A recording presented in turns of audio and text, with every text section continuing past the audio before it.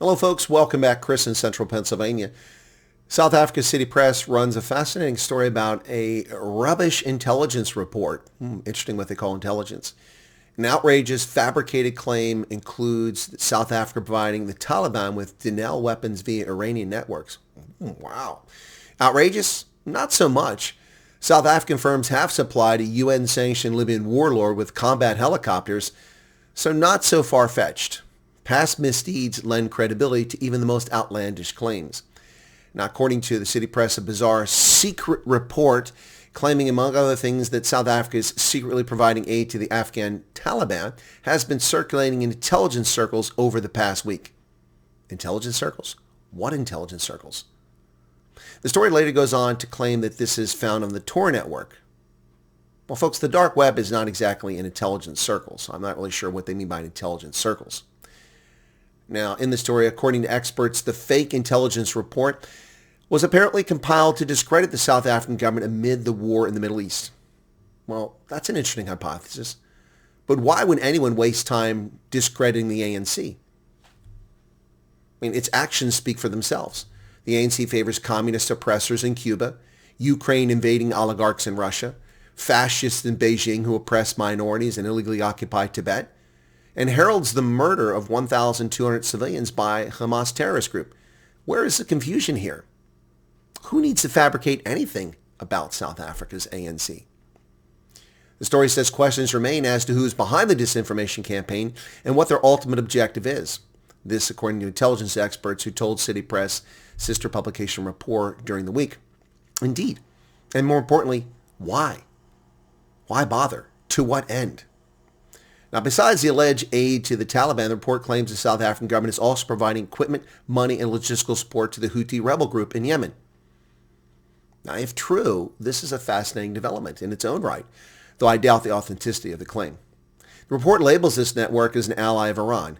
Now, according to City Press's experts, the problem with this claim is that the Haqqani group are Sunnis, which is part of Islam, a denomination, while Iran is predominantly Shiite, another denomination of Islam. But how is that a problem? That's just a silly counterclaim. Iran is a known, self-acknowledged supporter of its Houthi, Hamas, and Hezbollah proxies. The Houthis and Hezbollah are Shiites, just like the Persians.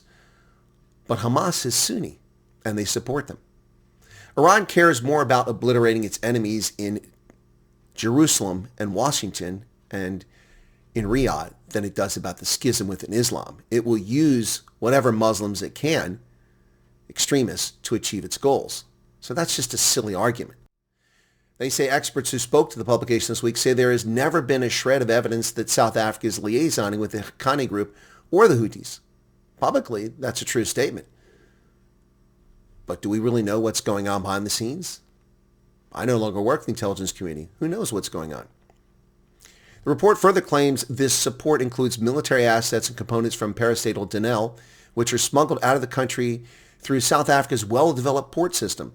The alleged motivation for this support supposedly stems partly from South Africa's anti-Western ideology.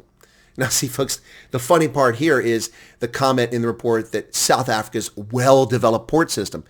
It's no secret that South Africa has the worst performing ports on the planet, ranking 78th out of 78 countries that are assessed. South Africa's ports are abysmal. Its container operations a disaster. So anyone who writes a report making that clearly is not very well informed about South Africa's capability and its capacity. That in itself lends credence that this is just a lame report, if it even exists. And while the South African government presents itself as non-aligned and neutral country, clandestine eavesdropping indicates the country would rather become a key support state to help Iran in its struggle against the U.S. and its allies. Folks, who needs clandestine eavesdropping? The ANC proudly proclaims its support for Iran, with the South African defense chief professing fealty to the Iranian military, its foreign minister issuing congratulatory phone calls to terrorists, and its ties to Iran. This is not exactly a state secret. No one needs clandestine eavesdropping to make these determinations. That's just silly. Now, according to the paper, one of the many clues the report is false is that technical intelligence terms in the classification at the top of the document are used incorrectly, say experts who spoke to publication. Fair enough. but one need not bother going that far to assess the unreliability of this so-called intelligence report. And besides that, whose classification markings are done incorrectly? What countries?